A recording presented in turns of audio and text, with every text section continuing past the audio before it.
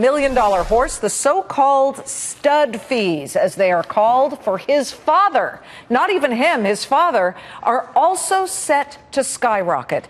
Darren Fox is the Stallion Seasons Director at WinStar Farms, which houses American Pharaoh's father, Pioneer of the Nile, and Mike McMahon makes it his business to spot the winners well before they win, buying breeding rights as the co-owner of McMahon and Hill Bloodstock. Okay, you guys are pretty smart because you can see into the future, but Darren, you bought the breeding rights, the so-called stud fee, to the father of American Pharaoh, and that father, Pioneer of the Nile, before American Pharaoh won the Triple Crown, was commanding how much for a single session, let's call it what it is, a vial of sperm?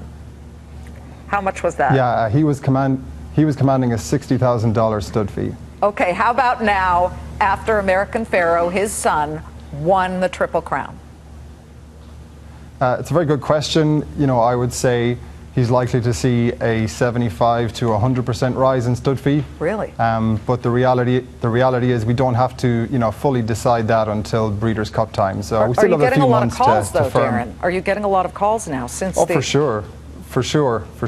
I think people may be hoping that there was a last-minute cancellation at the end of this current breeding season, which we're about to wrap up. But yeah, mainly it's looking forward to next year. Mike, you're the guy who, well before a horse is really a Triple Crown star, manages the thoroughbred breeding and figures out which horses might produce winners. How do you even know? You go back into the bloodline? How far back? What is the process?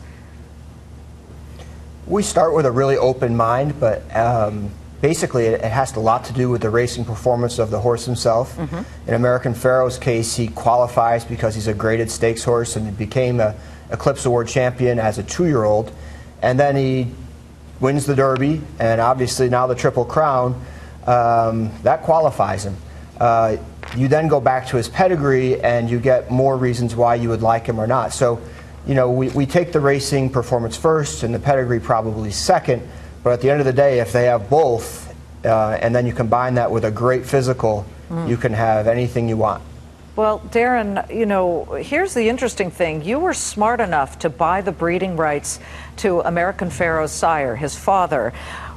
But I'm just wondering, American Pharaoh and his breeding rights were bought by another company called Coolmore. And so Ahmed Zayat, who owns American Pharaoh, sold that right well before American Pharaoh won the Triple Crown. What a mistake that appears now to be. He could have made hundreds and hundreds of thousands, maybe even millions, just letting this horse have hot dates with a few mares. From Mr. Zayat's perspective, he's not in the business of standing stallions. The real estate and the overheads that come with standing a stud farm are considerable.